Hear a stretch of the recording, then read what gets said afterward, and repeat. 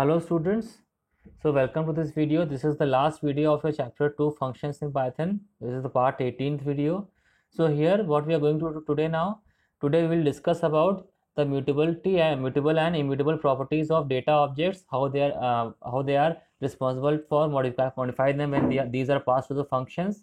Okay, today in the live class we have discussed how we can pass immutable objects to functions in Python, and what happens when these objects are passed, how the memory environment is created, how the variables are modified in the memory environments, okay, and in the function environments, and how the modified value is sent back to the calling function. This we have seen in the case of mutable objects like list. Okay, so now what we are going to do now, since immutable object discussion was left, so first of all we will discuss about the immutability of the immutable properties of data objects and they are passing to the function, and then after this we will discuss the last two topics of the chapter, which are passing tuples to the function and passing dictionaries to functions in Python. So first of all, let us just revise how in the memory these objects are created, how in the memory the locations are created in the memory. Okay, just consider the example of these two types of variable. One is the list. We are having a list1 variable which is having the list 1, 3. There are two values in the list, 1 and 3, and we are having a single variable which is having the value var1 is the name of the variable. It is having the value 1. Okay, so list1 is having the value 1 and 3, and var1 is having the value 1. So actually see all these numerical values 0, 1, 2, 3, 4, 5, 6, they are stored somewhere in the memory. Okay, so only what is done, whenever we create a new variable, that variable will now start pointing to the location in which these values are stored. Okay, so like for example here list1 is actually what, when we create list1 then what will happen, a memory address will be allocated to this list. A memory address will be allocated to this list, and what will be stored in that memory address, the locations of the different values which will existing at different indices of the list. Those memory addresses will be stored in the list. So this list will not store the actual values. This list object will store the references or addresses to those values, okay, which we are assigning in the different indexes. Okay, like for example here the 0 index, or the first value of one is the first value of this list1 is what, it is 1 itself, but it is at which index? It is at the 0 index. So therefore 0 index will now point to the location which is storing the value 1. So here it is 148216. 148216 is the value of the memory location at which the value 1 is stored. So here what will the index 0 store here in the list? It will not store 1 here, it will store 148216. It will store the reference of the value in it. Okay, and what is there here? 2001816 in this example. Here 2001860 is the allocated address of the list. So this is the address where this list will store the references or addresses of the different values which are existing in this different index positions. Okay, what is the list storing? List is storing the references or addresses to the different values at its different index positions. Okay, now if you modify anything, like for example what we are doing, we are using a modification. We are writing var1 is equal to var1 minus 1. So we are just subtracting one from the value of the variable var1. Okay, now var1 is holding which value? It is holding the value 0. Okay, so again what it will now point to, it will now point to initially it was pointing to 1. Okay, so now it will point to 0. Okay, because 0 is the value zero is the new value of this 0 is the new value of this var1 variable. Okay, now again let us go back to the topic here. So now we can see that after we have done the modification, and what will happen now, var1 will be pointing to 0 here because the value has been decreased from 1 to 0. Okay, so 1 has not been modified to 0. You can see here 1 is never being modified. What is actually happening? The new value, the new object which is 0, in this case it is now being pointed by the variable which is var1. Okay, the var1 is now pointed to the new data value or the new data object which will be 0 in this case. Again, if you write list1 0 is equal to 3. Now what we are doing, we are modifying the first value of list from 1 to be 3. Initially it was 1, now we are making it to be 3. So what will happen? Previously this list1, the first index was pointing to 1. So now what it will point? Now it will start pointing to 3. Why? Because 3 is the new value which has been modified for the first index of list 1. Okay. Now you see how what is being done here. See, now the memory allocated to list 1 where it can hold its data items remains the same. Okay, that is, it is still 200160, but as the individual items of list 1 have changed, so individual items memory addresses stored have also to reflect this. Okay, what does it mean? That because the values have been changed, so that is why the memory addresses will also change. Okay, which are the memory addresses which are being stored there, those will also change. Okay, thus both list 10 and list 11 are currently storing memory address 148248. Why they are both are storing? Because they are referring to the both value value of integer value 3 only. Okay, why? Because now what is happening, both the first and the second, both the 0 and the 1 index are pointing to the value 3 only. Okay, they are currently storing the memory address of 3 only. That is why they are currently holding 148248. If you want, you can check it by using the id function also. If you use id function, you can see that the location of both these indexes will be showing as the same as 148248. Okay, because they are both referring to the same data object. Okay,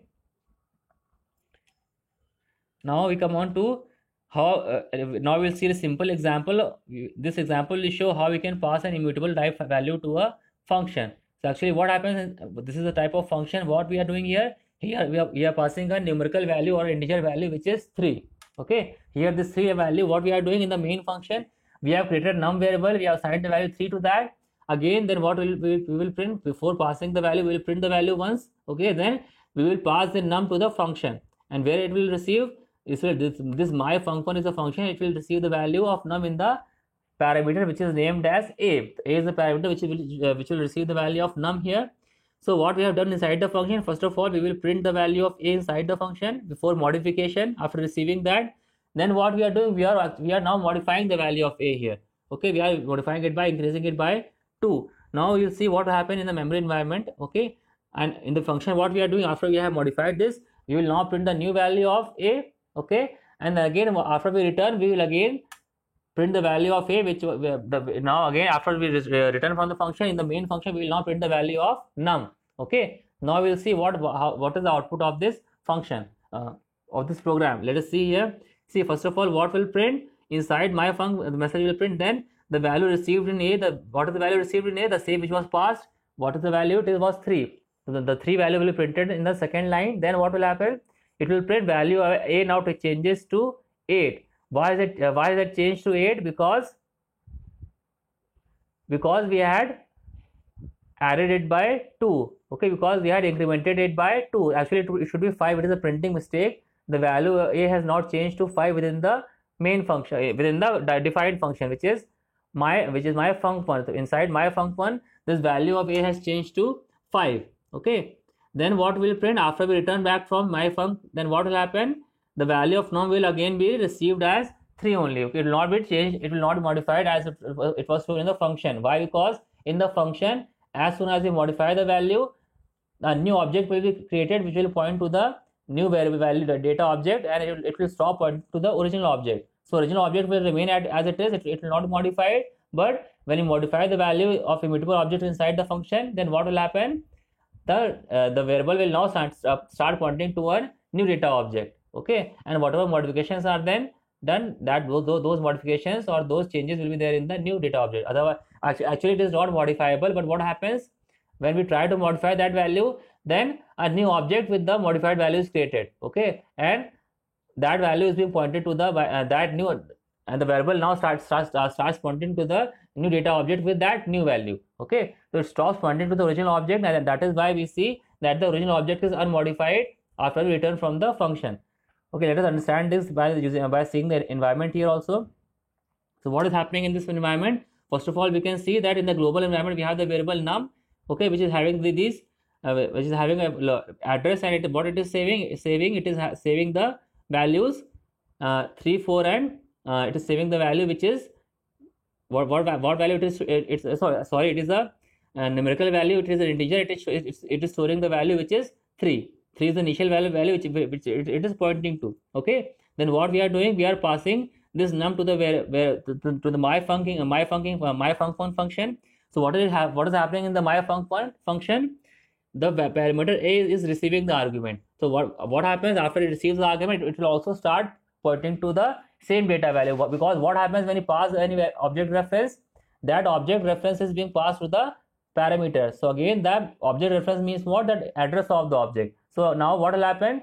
The address of the object has been passed from num to a. Okay, so now a is now holding the same data. It is now also not referring to the same data object to which num was referring. That is why the address will also be the same in both the variables. Okay, because they are pointing to the same data object. Okay, now you can see here in the next part of the picture what is happening here. Now see, when we try to modify that, then modify the value of a, then what will happen? The global environment num will remain unaffected. Why? Because we had done the modification in the object of in the variable a, and now a was pointing to 5. Okay, but the num variable is still pointing to 3 only. Okay, the now object references has not been modified. Okay, it is still pointing to 3 only, but the modification was done in the value in the object which is pointed to by a. Okay, so a will now start pointing to the value which is 5. Okay, so a will now starting pointing to a new object. Okay, but what type of variable is a? A is a type of local variable. Okay, so a's existence, a's scope will be only within the defined function. Okay, as soon as we come outside the defined function, then what will happen?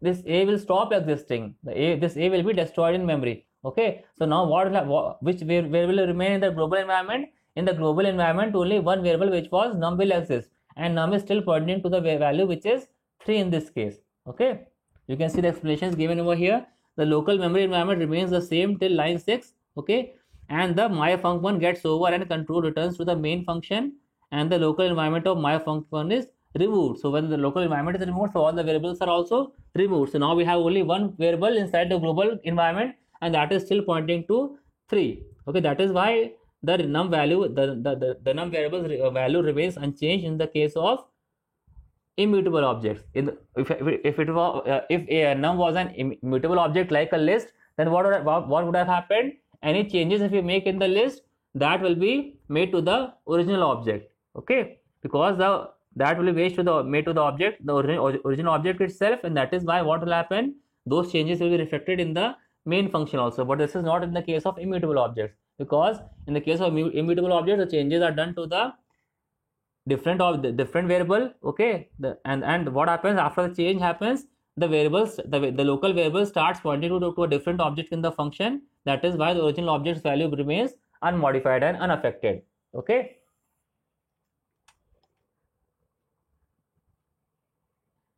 so I hope it is clear to all of you.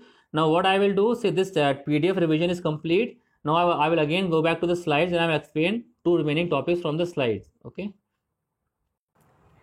students, so now what we are going to do now we are going to cover the 2 topics which were left in this chapter. Those 2 topics were passing tuple to a function and passing dictionary to a function. So here we will study the passing of tuple by using this simple example. So here what we have done in this example, we have actually used we have actually defined a function which is known as max function. Okay, and what is there in the max function? We have passed this tuple with the we have passed a tuple which is created in the main function by the value 3, 1. So here we have created a tuple which is named r in the main function. Okay, and what is this r holding? This r variable is holding the values 3, 1. So here this is a tuple which is having 2 elements, and it is a tuple, and here we are passing this tuple to the max function in the second line. In the second line of the main program, you can see at the bottom what we are doing. We are passing this r tuple in the max function, and whatever is the return value we are storing, that we are assigning to the m variable. Okay, and then what we are doing, we will print the value of m. So whatever after the function stops executing and returns the value, that return value will be printed in the print statement. So now what will happen? First of all, when we pass the value to the max function, then see what happens. Here this this r tuple will be this tuple r will be received in the parameter my tuple. So here my tuple is a parameter in the function definition which will receive the list r which is being passed to it. Okay, so again it will be passed by reference only. So what will happen here? What we are doing, we are assigning the 2 values to 2 variables in the function. Here what is there? This first comma second we are writing. So here what we are doing, this my tuple is containing 2 values. So here we are assigning these 2 values to the 2 variables first and second respectively. So here the value in the first place, or the 0 index, will go to the first variable, and the value in the second index, or you can say in the second place or the first index, will go to the second variable. Okay, so in this way these two values will be assigned and stored in the first and second variables respectively. Now what we will do, we'll compare these two values using the if condition. Using the relation greater than operator, you can compare the two values whether they are greater than, whether first is greater than second or not. So we have used this relation operator in the if condition. What we are doing in the if statement, we are checking whether first is greater than second or not. If first will be greater than second, what will be happening? This if will return true. So what will happen? The first value will be returned. Okay. Otherwise, what will happen? The else part. If first will not be greater than second, if either it is equal to second or it is less than second, then what will happen? The second value will be returned. Second value means what? The value in the second place of the tuple. Okay, the value in the first index for the tuple, that will be returned as the return value. So when you run this program, you can see that what is happening here. Actually, what are the two values? They are 3 and 1. Okay, so here what happens? The value of first is 3 and the value of the second is 1. So actually first is greater than second, so this condition is true. That is why what will happen? The if part will execute, and the value of first, the value stored in the first variable, which is 3, that will be returned as the output, and it will be reprinted by the print statement here. So you can see the output here, it is coming as 3. I hope this example is clear to you. Now I will move on to the next slide, which will show us how we can pass dictionary to a function. Okay, so in Python everything is an object, so the dictionary is also an object which can be passed as an argument to a function, like other variables are passed. Okay, so here we also see a very simple example of a dictionary here. So here what is this? In the driver code or the main code, this mydict is a dictionary which is holding 3 key value pairs. Okay, here what is there? 3 key value pairs are there. A, B and C are the keys, and 1, 2, 3 are the values respectively. So what we are doing here, we are passing this dictionary in the func function. Func is a function defined here, and here we are passing the mydict dictionary to this function. So what will happen here? D is a parameter in the function definition which will receive the argument mydict. Okay, the mydict argument will be received by the D variable in the parameter list. So now what will happen? This D is actually what is this D containing? This D is containing the reference to a dictionary. Okay, so what we can do? We can use the for loop along with the in operator for iterating through the elements of the dictionary. We can iterate through using the in operator. We can iterate through all the key value pairs in the dictionary. So what will happen? Every time, what will this key will contain? This key will contain the value of the key for that element in the dictionary. Okay, for example, what is the meaning of this? What in the first iteration, what will the key variable contain? This key variable will contain the first value of the first key in the dictionary, which is A. Okay, in the first iteration, the value of key will be A, and what it will print?